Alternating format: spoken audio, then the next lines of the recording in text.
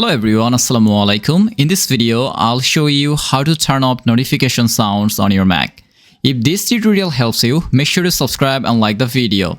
The steps are the same for MacBook Air, MacBook Pro, iMac and Mac Mini. First, open System Settings on your Mac. Now, click on Notifications. Scroll down and select the app you want to manage. Here, turn off the play sound for notification option. The app will still show notifications, but it will no longer play a sound.